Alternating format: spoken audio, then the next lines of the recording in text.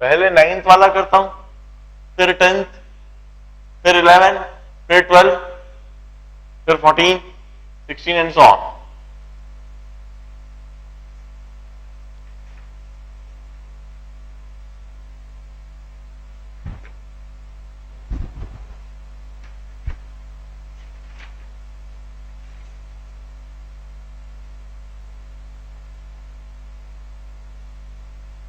Ninth वाला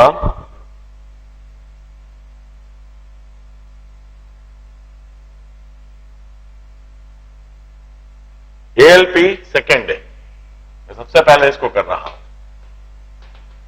ALP second, इसको सबसे पहले सॉल्व करता हूं।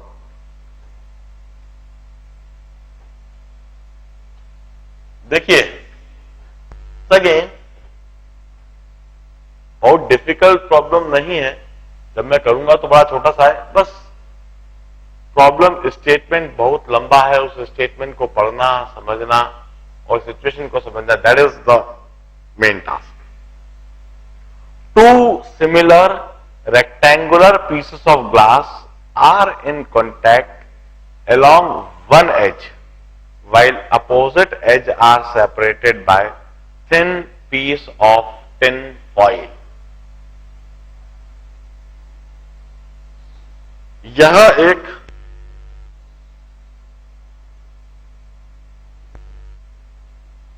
रेक्टेंगुलर ग्लास पीस, यह identical glass piece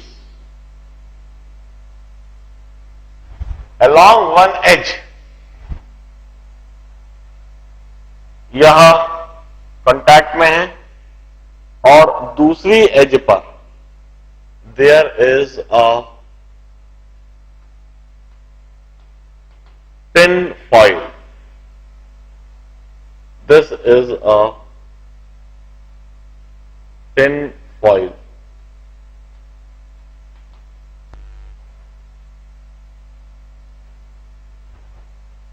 Two similar rectangular pieces of glass are in contact along one edge. At this edge, they are in contact. This is the edge in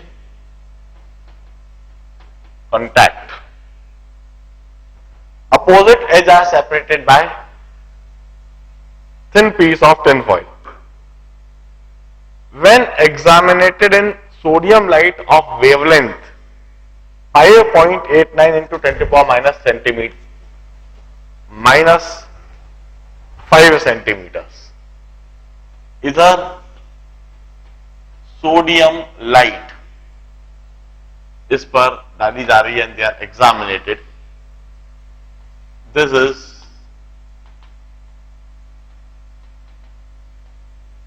sodium light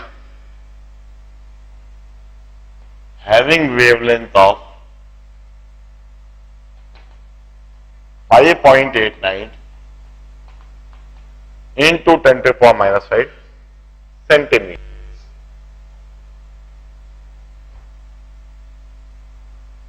Reflected perpendicularly from the air film, 40 bright interference fringes are formed.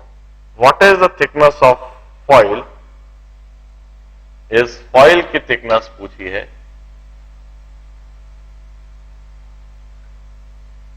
If 40 bright interference pattern are observed, what is the thickness of foil if edge just coincide with center of least interference band?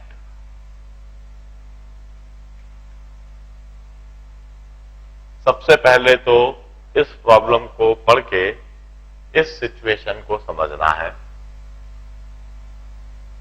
कि यह दो rectangular glass piece, इसका एक as तो contact में है और दूसरे एज पर इस तरह से टिन फॉइल रख दी और टिन फॉइल जो है उसकी थिकनेस है टी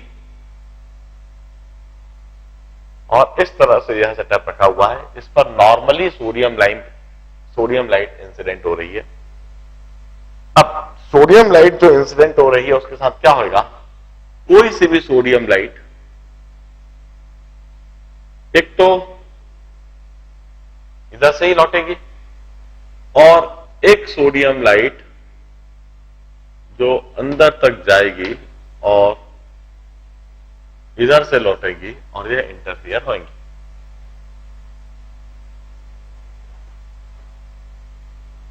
और इन दोनों लाइट रे के इंटरफियर होने से वहां इंटरफेरेंस पैटर्न बनेगा। अब देखिए,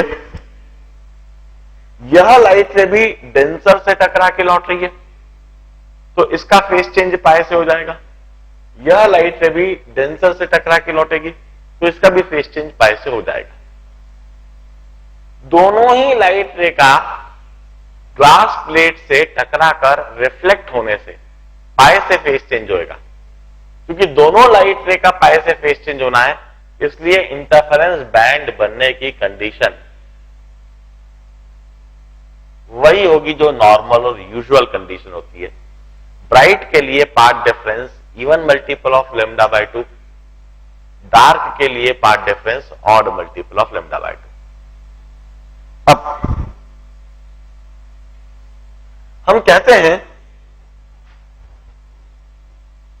इस जगह पर पाथ डिफरेंस होएगा 0। पाथ डिफरेंस क्यों आ रहा है? पाथ डिफरेंस इनके बीच में जो एयर गैप है उसकी वजह से आ रहा है। इस जगह पर एयर गैप 0 है, इस जगह पर पाथ डिफरेंस 0 है। जबकि जैसे जैसे हम इसके आगे जाएंगे पाथ डिफरेंस बढ़ता जाएगा। इस जगह पर पाथ डिफरेंस होएगा 2t। Path difference air gap में ही है। इधर पाथ डिफरेंस 0, और जैसे जैसे हम आगे बढ़ रहे हैं पाथ डिफरेंस बढ़ेगा, और पाथ डिफरेंस बढ़ते बढ़ते इधर तक आते आते वो 2t हो जाएगा। जहां पाथ डिफरेंस 0 है, वहां पर 0 के कॉरस्पॉन्डिंग एक ब्राइट दिखेगा। फिर थोड़ा और जाके जहां पाथ डिफरेंस लैम्डा हो गया, वहां दूसरा ब्राइट दिखेगा। थोड़ा और जाके जब पाथ डिफरेंस 2 लैम्डा हो जाएगा, वहां तीसरा ब्राइट, 3 लैम्डा की जगह पर फिर ब्राइट, 4 लैम्डा की जगह पर ब्राइट, 5 लैम्डा की जगह पर ब्राइट। इस तरह से 0 लैम्डा, 2 लैम्डा, 3 लैम्डा, 4 लैम्डा, इन हर जगह पर ब्राइट ब्राइट ब्राइट बनते जाएंगे। इनके बीच बीच में डार्क भी बनते जाएंगे। अब उन्होंने कहा है कि इस सरफेस पर 40 ब्राइट तो हमको दिख रहे हैं, 40 ब्राइट तो हमें दिख रहे हैं बिल्कुल साफ साफ। और इस एज पर, मतलब इधर कहीं पर हमें 40th ब्राइट दिख गया। और फिर उन्होंने क्या कहा है आखिरी में, एक पॉइंट देखिए, आखिरी में जो पॉइंट लिखा है, if edge just coincide with centre of least interference band. उसके बाद ये जो एज है, इस जगह पर if this edge coincides with the centre of least interference band, मतलब इधर डार्क दिखने लग गया। इसका मतलब है कि इस जगह पर जो एज है, इस एज पर जहां पाथ डिफरेंस 2t है, यह पाथ डिफरेंस होना चाहिए 40 प्लस 1/2 लैम्डा। पाथ डिफरेंस 0 के लिए ब्राइट, फिर पाथ डिफरेंस लैम्डा के लिए ब्राइट, फिर पाथ डिफरेंस 2 लैम्डा के लिए ब्राइट, फिर पाथ डिफरेंस 3 लैम्डा के लिए ब्राइट, फिर पाथ डिफरेंस 4 लैम्डा के लिए ब्राइट। इस तरह से 40 ब्राइट तो दिख ही रहा है, मतलब पाथ डिफरेंस 40 लैम्डा से तो ज्यादा है। और इस जगह पर फिर जो एज है वहां पर एक डार्क दिखने लग गया, मतलब पाथ डिफरेंस 40 लैम्डा से ज्यादा, but it's odd multiple of lambda by 2। तो 40 प्लस 1/2 लैम्डा होना चाहिए। जो थिकनेस होगी दैट इज 40.5 लैम्डा बाय 2। तो थिकनेस होगी 40.5 लैम्डा की जगह 5.89 into 10 to the power minus 5 centimeters upon 2. This is the thickness of tin foil. अब इसके बाद मैं 10th प्रॉब्लम करूंगा। यह 10th प्रॉब्लम ALP 6 है। EPS का 10th प्रॉब्लम क्योंकि ALP 6 है।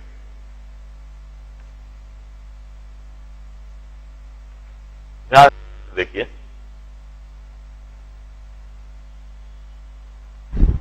द मोर इंपॉर्टेंट इज कि दी गई सिचुएशन को हम बड़े ध्यान से पढ़ें और समझें। आगे कंसेप्ट में तो कुछ भी नहीं है, छोटा सा कैलकुलेशन है और आंसर देना है। प्रॉब्लम के लंबे से स्टेटमेंट को पढ़ना और उसको ग्रैस्प करना और इस तरह की सिचुएशन को विजुअलाइज करना, that is a real challenge and that is the only challenge in the problem. I am sorry. अब 10th प्रॉब्लम करते हैं। बड़े ध्यान से फिगर को देखिए। इस पर्टिकुलर प्रॉब्लम में लेंस का कंसेप्ट आपको रिकॉल करना है। एक स्क्रीन और पहले फिगर को ध्यान से देख लेते हैं, फिर प्रॉब्लम पढ़ना स्टार्ट करेंगे। एक स्लिट एस, इस पर यह पॉइंट ओ, ऊपर ऐसी एक आधी लेंस बना रखी है,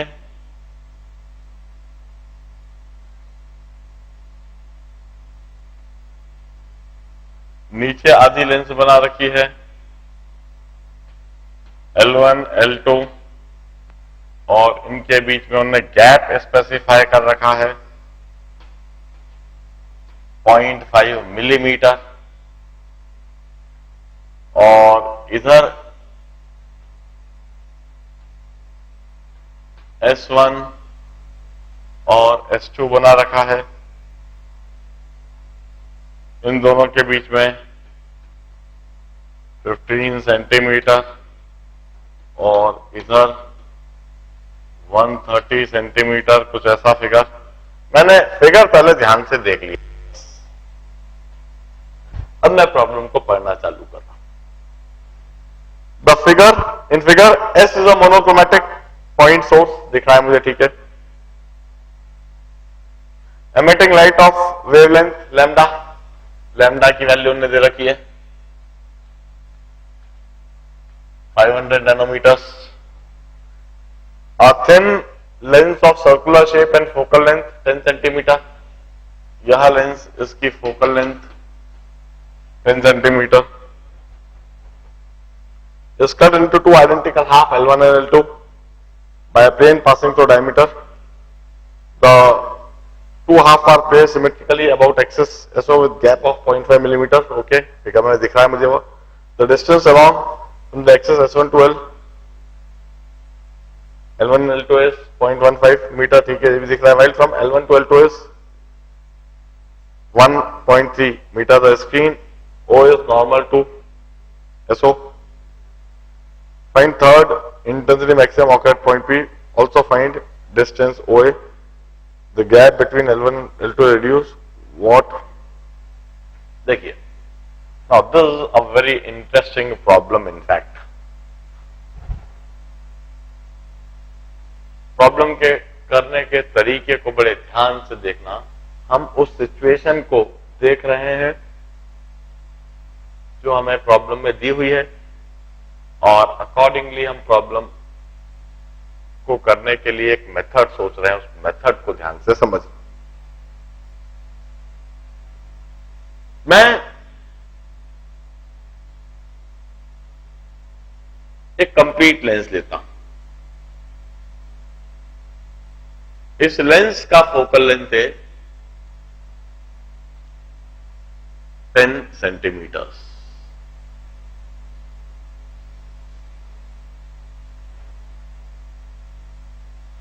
इस लेंस का फोकल लेंथ है 10 सेंटीमीटर्स। अब मैं क्या करता हूं, यह लेंस की जो एक्सिस है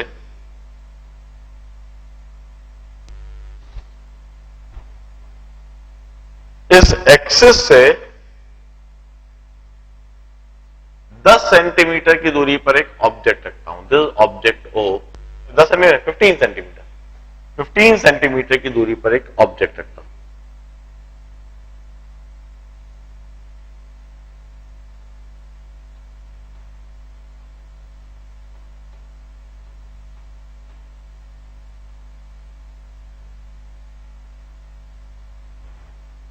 यह लेंस है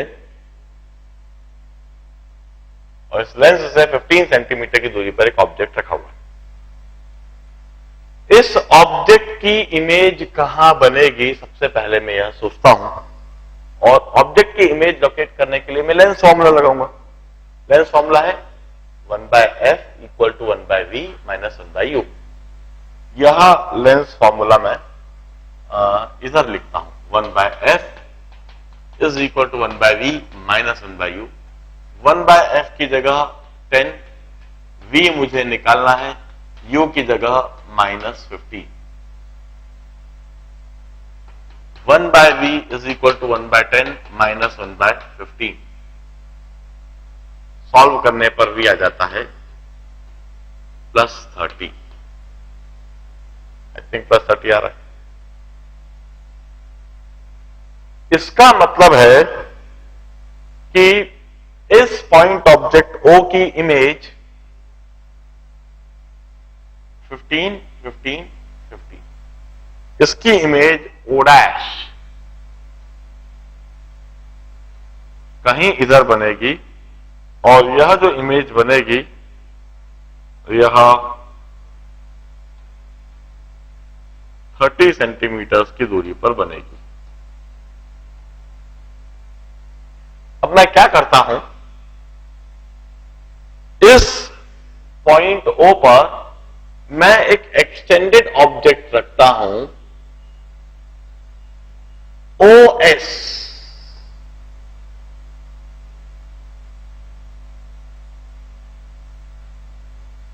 OS, और इस एक्सटेंडेड ऑब्जेक्ट की साइज बड़ा सोच समझ के लिख रहा हूं। ये 0.5 मिलीमीटर ना, तो मैं तो इसका आधा 0.25 मिलीमीटर, 0.25 मिलीमीटर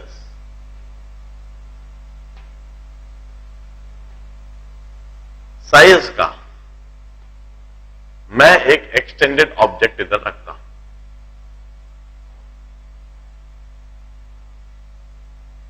आप इधर मैग्निफिकेशन कैलकुलेट करके रख लीजिए। Magnification which is I/O is V/U। यह मैग्निफिकेशन, इमेज साइज मुझे निकालना है, ऑब्जेक्ट साइज मैंने 0.25 मिलीमीटर लिख दिया है। V की जगह 30, U की जगह 15, इमेज आ गई 0.5 मिलीमीटर। इसका मतलब इसकी जो इमेज बनेगी वो कुछ इस तरह से बनेगी। इस लेंस से ऐसे रिफ्लेक्ट होने के बाद इसकी इमेज इधर इन्वर्टेड O' S',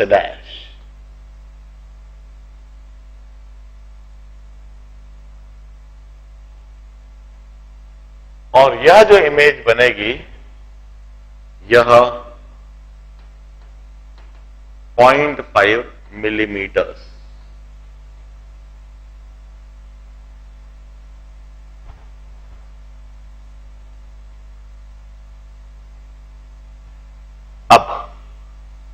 अब मेरी कलाकारी को समझना,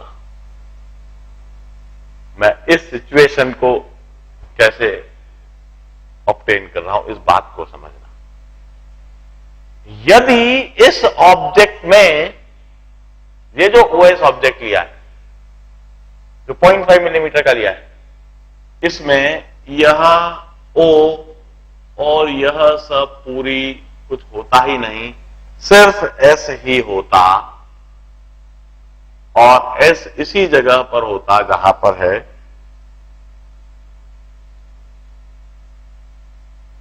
इस ऑब्जेक्ट की पूंछ वूछ कुछ नहीं होती, सिर्फ एस ही होता, पॉइंट एस। तो इसकी इमेज कहां, कैसी और किस तरह की होती? मैं कहता हूं इसकी इमेज में भी यह पूंछ वूछ कुछ नहीं होती, ये सब चीज साफ होती, इसकी इमेज सिर्फ यह एस डैश ही होती।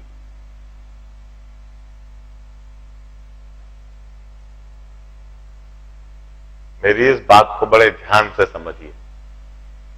अब एक बात सोचिए, यदि इस लेंस का अपर हाफ होता ही नहीं, सिर्फ लोअर हाफ होता,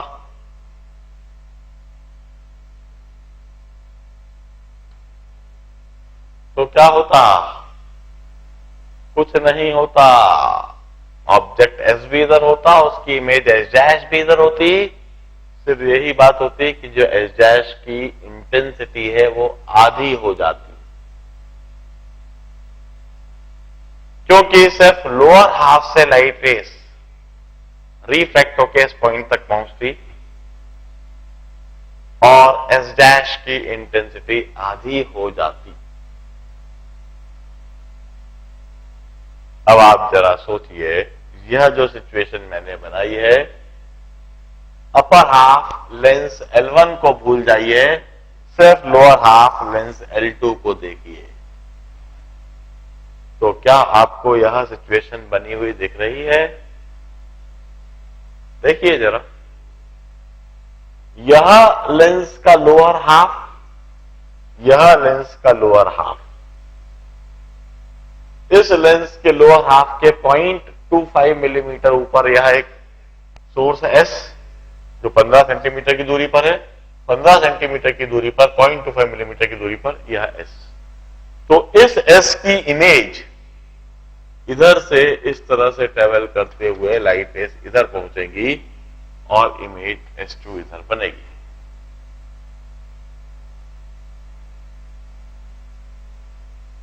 बिल्कुल इसी तरह से एस से रेस ऐसे चलेंगी और एक इमेज इधर बनेगी।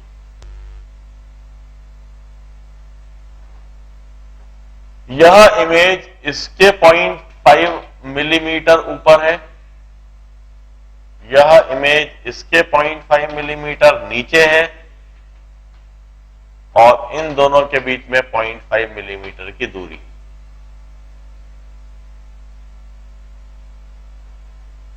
तो इस केस में S1 और S2 के बीच जो दूरी हो गई, स्मॉल डी जो हो गया, वह this 0.5 millimeter, which is this 0.5 millimeter, plus the separation between the two lenses 0.5 millimeter, plus ऊपर वाली लेंस से इसी तरह से इमेज ऊपर बनेगी 0.5 मिलीमीटर। तो स्मॉल डी की जो वैल्यू हो जाएगी वह 1.5 मिलीमीटर्स की हो जाएगी। अब इधर से इधर की यह जो टोटल डिस्टेंस है लेंस से इधर तक, यह जो दूरी है 130 सेंटीमीटर, और लेंस से 30 सेंटीमीटर की दूरी पर तो दोनों स्लिट्स बन रही है। तो S1, S2 और इस स्क्रीन की जो दूरी हो गई, जिसको आप कैपिटल डी कह रहे हो, वह कैपिटल डी हो जाएगा 100 सेंटीमीटर। लेंस से स्क्रीन की दूरी है 130 सेंटीमीटर और लेंस से S1, S2 की दूरी है 30 सेंटीमीटर। तो S1, S2 से स्क्रीन की दूरी होगी 100 सेंटीमीटर और वेवलेंथ दिया हुआ है हमारे पास में 500 नैनोमीटर्स।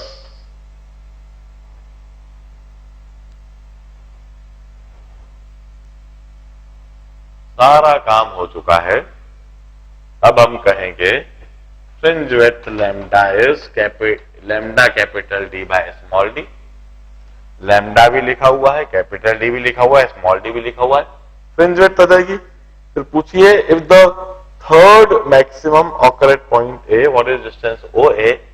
ओ ए निकालने के लिए थर्ड मैक्सिमम के लिए 3 टाइम्स फ्रिंज विड्थ, इसे लिख दीजिए।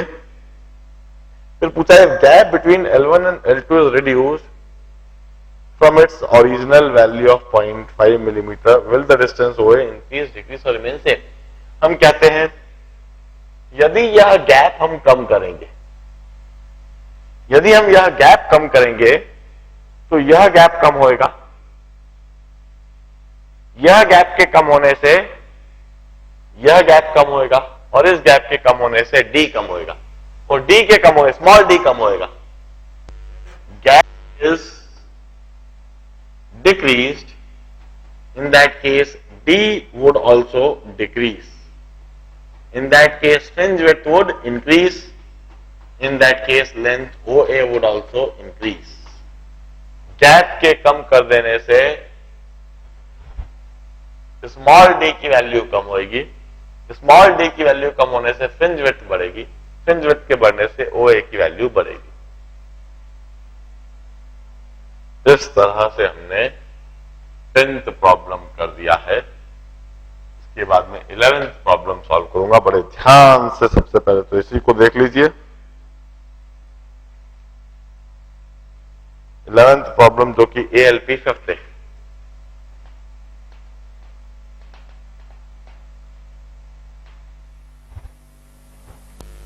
देखिए 11th प्रॉब्लम ध्यान से पढ़ते हैं। वंस अगेन प्रॉब्लम स्टेटमेंट काफी लंबा है। Fringes are produced by Fresnel biprism in focal plane of reading microscope, which is 100 centimeters from the slit.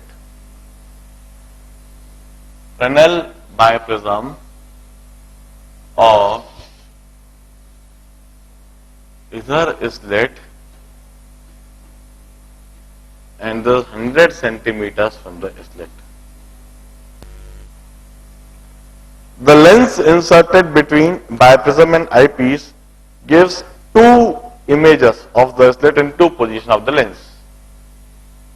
देखिए इस स्लिट की दो इमेज बनेगी, एक इमेज S1 ऊपर बनेगी, एक इमेज S2 नीचे बनेगी। और यदि हम इस स्लिट की दो इमेजेस बना लें तब फिर बायप्रिज्म को भूल जाइए। अब तो सिर्फ इन दो स्लिट्स को ध्यान रखिए। अब जब बायप्रिज्म के बीच में हम लेंस रखेंगे तो लेंस की दो पोजीशन बनती है, एक कहीं पोजीशन इधर और एक कहीं पोजीशन इधर। दिस इज P1 और this is P2। For this position, for this two position हमें S1 S2 की इस स्क्रीन पर इमेज मिलती है।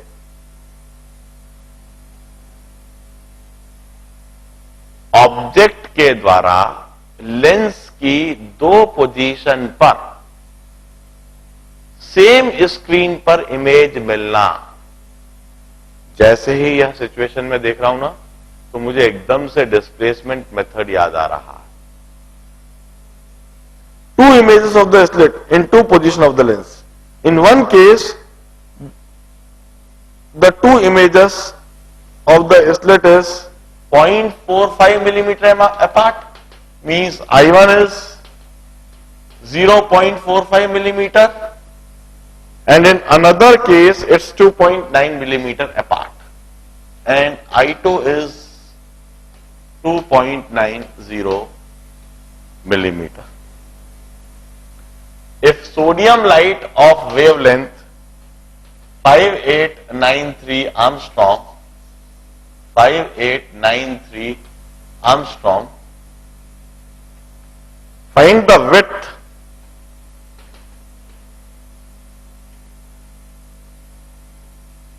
of the interference fringes if distance between slit and biprism is, slit और biprism के बीच की दूरी है 10 centimetre, and the refractive index is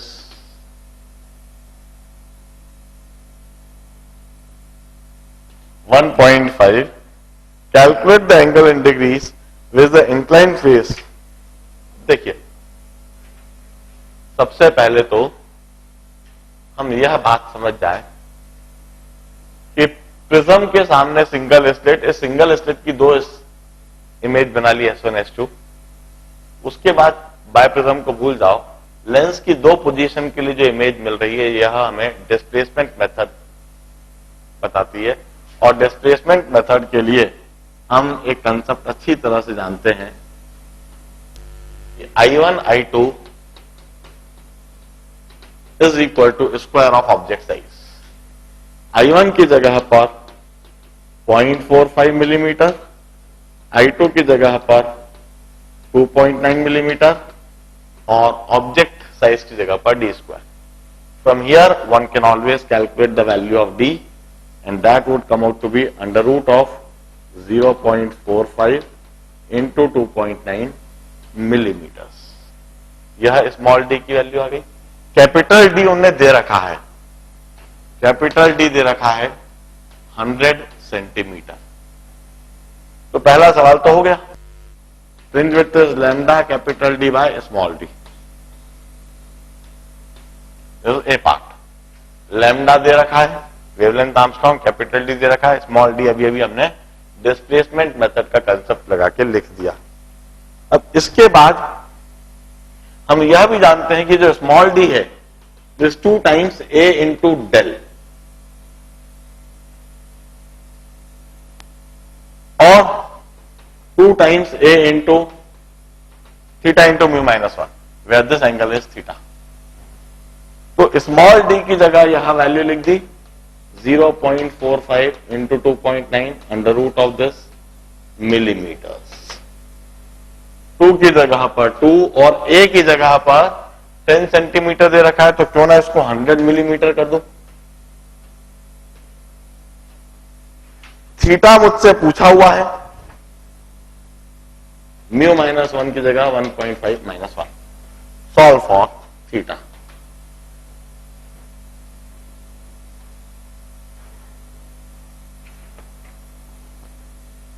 this is the 11th problem. बड़े देखें, after this I will solve 12th problem, ALP 7 पे जो